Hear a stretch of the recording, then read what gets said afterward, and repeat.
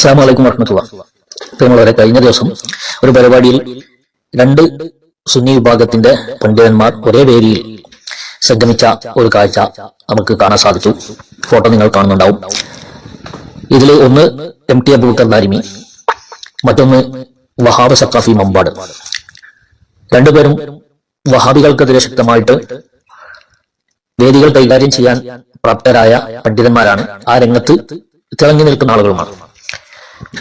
അപ്പോൾ ഒരു നാട്ടിലെ ആളുകൾ അവിടുത്തെ സുന്നി വിഭാഗങ്ങൾ ഒരുമിച്ച് കൂടുകയും ബിദ്അത്തിനെ പ്രതിരോധിക്കാൻ വേണ്ടി തീരുമാനിക്കുകയും അങ്ങനെ ഇരു വിഭാഗം സുന്നികളും ഒന്നിച്ച് ഒരു പരിപാടി നടത്തുകയുമാണ് ഉണ്ടായത്. അങ്ങനെ അതിലേക്ക് രണ്ട് വിഭാഗം സുന്നികളെ ക്ഷണിക്കപ്പെട്ടപ്പോൾ അവർ ഉസ്താദുമാരുടെ നിർദ്ദേശപ്രകാരം അതിൽ പങ്കെടുക്കുകയും ചെയ്തു. ഈ ഒരു കാഴ്ച പലർക്കും വയറിളക്കം ഉണ്ടാക്കിയിട്ടുണ്ട്. അതിൽ ഒന്നാമത്തെ വിഭാഗം നമ്മൾ പറയേണ്ടതില്ല, വഹാബികൾ തന്നെയാണ്. കാരണം അവർ 8ഉം 10ഉം കഷ്ണങ്ങളായി ഭിന്നിച്ച് ഒരേ വേദിയിൽ ഒരിക്കലും അവർക്ക് ഒരുമിച്ച് കൂടാനോ ഇരിക്കാനോ പറ്റാത്ത വിധത്തിൽ ആയി മാറിയിട്ടുണ്ട്. ഒരിക്കൽ അത് സംഭവിച്ചിട്ടുണ്ട്. അതായത് ജനങ്ങളെ കബളിപ്പിക്കാൻ വേണ്ടി ഐക്യനാടകം എന്ന് പറഞ്ഞിട്ട് ഐക്യസമ്മേളനമൊക്കെ നടത്തി. പക്ഷെ ഏതാനും മാസങ്ങൾ കഴിയുമ്പോഴേക്ക് ആ ഐക്യം പൊട്ടുകയും സിഹറിന്റെ വിഷയത്തിലും ജിന്നിന്റെ വിഷയത്തിലും ഒക്കെ പരസ്പരം അഭിപ്രായ വ്യത്യാസങ്ങൾ ഉണ്ടായി വീണ്ടും അവർ പിളർന്ന് പല സംഘടനകളായി മാറുകയും ചെയ്തു. അപ്പൊ ഐക്യം ഇപ്പോൾ നിലനിൽക്കുന്നില്ല എന്ന് സാരം. അതുകൊണ്ട് തന്നെ ഒരേ വേദിയിൽ ഇവർക്ക് പങ്കെടുക്കാൻ കഴിയില്ല. കാരണം മുജാഹിദുകളെ സംബന്ധിച്ച് അവർ വിശ്വസിക്കുന്നത് മറുവിഭാഗം മുജാഹിദുകളൊക്കെ, അതായത് 8ഉം 10ഉം ഉണ്ടെങ്കിൽ ബാക്കിയുള്ള മുജാഹിദുകളൊക്കെ മുശ്രിക്കുകളാണെന്നാണ് ഓരോ വിഭാഗം മുജാഹിദുകളുടെയും വാദം. എന്നാൽ സുന്നികളെ സംബന്ധിച്ച് മുജാഹിദുകൾ മുശ്രിക്കുകളാണ്, ഇസ്ലാമിന് പുറത്താണ്, അല്ലെങ്കിൽ അവര് കാഫിറുകളാണ് എന്നൊന്നും ഇവിടുത്തെ പാരമ്പര്യ മുസ്ലിങ്ങളായ സുന്നികൾ വിശ്വസിക്കുന്നില്ല. എന്നാൽ സുന്നികൾ കാഫിറാക്കി തുടങ്ങിയ വഹാബികൾ അവരിൽപ്പെട്ട ആളുകളെ തന്നെ കാഫിറാക്കി കൊണ്ടിരിക്കുകയാണ്. ഏതോ ഒരു ജീവിയുടെ കഥ പറയുന്നത് കേൾക്കാം. അതിന് ഇരയെ കിട്ടിയിട്ടില്ലെങ്കിൽ അത് സ്വന്തം വർഗത്തിലെ മറ്റുള്ള ജീവികളെ തന്നെ കഴിക്കും, ഭക്ഷണമാക്കും എന്ന് പറയുന്നത് കേട്ടിട്ടുണ്ട്. ഇതേപോലെയാണ് ഇന്ന് വഹാബികളുടെ അവസ്ഥ. സുന്നികളെ ഏകദേശം മുശ്രിക്കാക്കി കഴിഞ്ഞപ്പോൾ അവർ സ്വന്തം പാളയത്തിലുള്ള ആളുകളെ മുശ്രിക്കാക്കി തുടങ്ങി. ഇപ്പൊ സ്വന്തം വീട്ടിലുള്ള ആളുകൾ പോലും ഒരാൾ മുശ്രിക്കും, ഒരാൾ മുവഹിദും, മറ്റാളെ സംബന്ധിച്ച് മറ്റാൾ കാഫിറും ഇയാൾ മുവഹിദും ഒക്കെയാണ്. എന്തായാലും അത് ഇവരൊരു അടിസ്ഥാനപരമായിട്ട് ഒരു ഇസ്ലാമികമായിരിക്കുന്ന പ്ലാറ്റ്ഫോമിൽ നിന്നില്ല, ഒരു ഉസൂലിൽ നിന്നില്ല എന്നതാണ് അതിന്റെ കാരണം.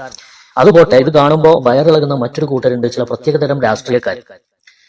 അവരുടെ താല്പര്യം എന്താണെന്ന് വെച്ചാൽ അവർ വിചാരിക്കുന്നത് പോലെ അവരുടെ വോട്ട് ബാങ്കായിട്ട് ഏതെങ്കിലും ഒരു വിഭാഗത്തെ നിർത്താം, മറ്റേ വിഭാഗത്തിൽ നിന്ന് ഇവരറിയാതെ വോട്ട് ചോർത്തുകയും ചെയ്യാം. ഒരു വിഭാഗത്തിന് സ്വന്തം വോട്ട് ബാങ്കായിട്ട് നിലനിർത്താം, മറുവിഭാഗത്തിന്റെ അടുത്ത് രഹസ്യമായിട്ട് തെരഞ്ഞെടുപ്പിന്റെ സമയത്ത് ചെന്നിട്ട് അവരോട് കുറച്ച് വോട്ടും കൂടി കീശലാക്കാം. അങ്ങനെ ആകുമ്പോൾ ഇവർക്ക് തെരഞ്ഞെടുപ്പ് വളരെ സുഗമമായിട്ട് മുന്നോട്ട് കൊണ്ടുപോകാൻ സാധിക്കും. ഇങ്ങനെ ഒരു സുന്നികൾ തമ്മിൽ ഐക്യം വന്നു കഴിഞ്ഞാൽ ഇവർക്ക് വളരെ വലിയ തിരിച്ചടി ഉണ്ടാവാൻ സാധ്യതയുണ്ട്. അതുകൊണ്ടാണ് പ്രഗത്ഭനായ ഒരു രാഷ്ട്രീയക്കാരൻ സുന്നി ഐക്യം പൊളിക്കാൻ വേണ്ടി ശ്രമം നടത്തി എന്ന് പറഞ്ഞിട്ട് ഒരു സയ്യിദ് അവറുകൾ ഏതാനും മാസങ്ങൾക്ക് മുമ്പ് അദ്ദേഹത്തിന്റെ ഫേസ്ബുക്ക് പോസ്റ്റിൽ കുറിച്ചിരുന്നു. അപ്പൊ എന്തായാലും ഈ ഇതര രാഷ്ട്രീയക്കാർക്ക് അവരുടെ ആവശ്യത്തിന് വേണ്ടി ഇവരുടെ എല്ലാം, ഈ പണ്ഡിതന്മാരുടെ എല്ലാം തിണ്ണ നിരങ്ങണം. ചില ആളുകൾ നോളജ് സിറ്റിയിൽ പോയിട്ട് എത്തിക്കാഫ് ഇരുന്നിരുന്നു തെരഞ്ഞെടുപ്പിന്റെ വേളയിൽ. ചിലര് പോയിട്ട് അവരുടെ കൈമുത്തുന്നു, ചിലര് അവിടുത്തെ പരിപാടികൾ പങ്കെടുക്കുന്നു, ഒരേ വേദിയിൽ പങ്കെടുക്കുന്നു, കാന്തപുരത്തെ സന്ദർശിക്കാൻ വേണ്ടി പോകുന്നു. ഇതൊക്കെ ഒരു പ്രത്യേക രാഷ്ട്രീയ പാർട്ടിന്റെ ആളുകളാണ്. അവരുടെ അണികൾക്കാണ് ഇപ്പോ കുരുപൊട്ടിയിരിക്കുന്നത്. എന്തിന്? ആദർശവേദിയിൽ രണ്ട് പണ്ഡിതന്മാർ, രണ്ട് സുന്നി പക്ഷത്തിന്റെ പണ്ഡിതന്മാർ ഒരുമിച്ച് കൂടിയതിൽ രണ്ടാമതായിട്ട് അസ്വാരസ്യം ഉണ്ടായിരിക്കുന്നത് ഈ സുഹാബികൾ എന്ന് പറയുന്ന ഈ രാഷ്ട്രീയ കോമാളികൾക്കാണ്. അവർ പല എഴുത്തുകളും കമന്റുകളുമായിട്ട് നിറഞ്ഞാടുകയാണ്. MT അബൂബക്കർ ദാരിമി സാഹിനെതിരെ, വഹാബ് സഖാഫി മമ്പാടിനെതിരെയൊക്കെ എഴുതിക്കൊണ്ടിരിക്കുകയാണ്. കാരണം ഇത് രണ്ടും ഒന്നിച്ചു കഴിഞ്ഞാൽ ഇവിടെ വഹാബികൾക്ക് നിലനിൽപ്പുണ്ടാവില്ല. അങ്ങനെ നിലനിൽപ്പില്ലാതെ വന്നാൽ അതും രാഷ്ട്രീയ പാർട്ടിക്ക് ക്ഷീണാണ്. ഇത് രണ്ടും ഒന്നിച്ചു കഴിഞ്ഞാലും ക്ഷീണാണ്. അപ്പൊ ഇതൊക്കെ മനസ്സിലാക്കിയിട്ടാവണം ഇവരിങ്ങനെ കുരുപൊട്ടിക്കാൻ തുടങ്ങുന്നത്. ഇവരിങ്ങനെ അസ്വാരസ്യപ്പെട്ട് വളരെ വയലന്റായി മെസ്സേജ് ഇട്ടുകൊണ്ടിരിക്കുന്നത്. എന്നാൽ ഇവരുടെ നേതാക്കന്മാര് തന്നെ അതേ തിണ്ണ നിരങ്ങുന്നത് ഇവര് അതിനു മുമ്പ് ന്യായീകരിക്കുകയും സ്വന്തം വാളിൽ പോസ്റ്റ് ചെയ്യുകയും അതിന് ലൈക്ക് അടിക്കുകയും അതിന് പൂച്ചുണ്ടുകൾ അർപ്പിക്കുകയും ഒക്കെ ചെയ്തിരുന്നു എന്നതാണ് ഏറ്റവും വലിയ വിരോധാഭാസം. അപ്പൊ നമുക്കിവിടെ പറയാനുള്ളത്, ഏതെങ്കിലും കാലഘട്ടത്തിൽ എന്തെങ്കിലും കാര്യത്തിന് മേലിൽ സുന്നികൾ ഭിന്നിച്ചിട്ടുണ്ടെങ്കിൽ ആ ഒരു കാര്യം മറക്കാനും പൊറുക്കാനും ഒക്കെ തയ്യാറാവേണ്ട ഒരു സമയമാണ്. കാരണം ബിദ്അത്തിന്റെ വിഷബീജങ്ങൾ സമൂഹത്തിലേക്ക് പടർന്നു കയറുമ്പോൾ എല്ലാ സുന്നികളും ഒന്നിച്ചു നിന്ന് അതിനെ പ്രതിരോധിക്കേണ്ട ഒരു കാലമാണ്. ദൗർഭാഗ്യവശാൽ ഒരു സമയത്തുണ്ടായ ഭിന്നത അതിനി നൂറ്റാണ്ടുകളിലേക്ക്, പതിറ്റാണ്ടുകളിലൂടെ നൂറ്റാണ്ടുകളിലേക്ക് പകർന്ന് പോകണം എന്നൊരിക്കലും നമ്മൾ വാശി പിടിക്കാൻ പാടില്ല. നേരെ മറിച്ച് പരസ്പരം പൊരുത്തപ്പെട്ട് പരസ്പരം തെറ്റായ ധാരണകളൊക്കെ തിരുത്തി മുന്നോട്ട് പോകാൻ വേണ്ടി ശ്രമം നടത്തുക. ആ ശ്രമം വിജയിപ്പിച്ചെടുക്കാൻ വേണ്ടി നമ്മൾ നോക്കുക. അതിനർത്ഥം ഇപ്പോൾ തന്നെ എല്ലാ രണ്ടു കൂട്ടരും ഒന്നായി എന്നോ അഭിപ്രായ വ്യത്യാസങ്ങളൊക്കെ പരിഹരിക്കപ്പെട്ടു എന്നൊന്നുമല്ല. കുറെ കാര്യങ്ങൾ തീരുമാനമാവാനുണ്ട്. അതിലേക്കൊക്കെ ഉള്ള ഒരു ചവിട്ടുപടിയായിട്ട് നമ്മൾ ഇതിനെ കാണണം.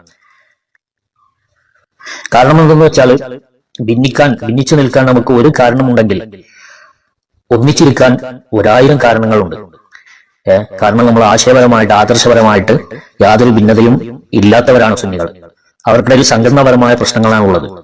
ആ സംഘടനാപരമായ പ്രശ്നങ്ങൾ നമ്മൾ പരിഹരിക്കുകയും ഒന്നിച്ചു നിൽക്കുകയും ചെയ്യണം എന്ന് തന്നെയാണ് നമുക്ക് പറയാനുള്ളത്. പക്ഷേ അത് നമ്മുടെ നേതാക്കൾക്ക് പിന്നിലായിരിക്കണം. നേതാക്കൾ അതിന് തീരുമാനമെടുക്കുകയും ആ നേതാക്കളുടെ പിന്നിൽ നമ്മൾ അതിനെ സപ്പോർട്ട് ചെയ്യുകയും വേണം. ഏതിലേക്കും നമ്മൾ എടുത്തു ചാടാൻ പാടില്ല. ഇത്തരം പണ്ഡിതന്മാർ തന്നെ പരസ്പരം വേദി പങ്കിടുന്നത് അത് അവരുടെ നേതൃത്വത്തിന്റെ അറിവോടെയാണ്. അപ്പൊ പരസ്പരം ഒന്നിക്കാൻ എന്തെല്ലാം ചെയ്യാൻ കഴിയുമോ അതിനുള്ള വിട്ടുവീഴ്ചയൊക്കെ ഓരോ വിഭാഗം പണ്ഡിത നേതൃത്വത്തിൽ നിന്നും ഇപ്പോൾ ഉണ്ടാകുന്നു എന്നുള്ളത് വളരെ സ്വാഗതാർഹമായ കാര്യമാണ്. സമസ്ത വിലക്കുകയാണെങ്കിൽ ഒരിക്കലും സമസ്തയുടെ യുവ പണ്ഡിതൻ പ്രഭാഷകൻ MT അബൂബക്കർ ദാരിമി ഒരിക്കലും AP ഭാഗത്തിന്റെ കൂടെ പങ്കെടുക്കില്ല. മറിച്ച് അദ്ദേഹത്തിന്റെ പിതാവടങ്ങുന്ന ഉന്നത ശീർഷരായ പണ്ഡിതന്മാരോട് കൂടിയാലോചിച്ചതിന് ശേഷം മാത്രമാണ് അദ്ദേഹം ആ പരിപാടിയിൽ പങ്കെടുക്കുന്നത്. അതേപോലെ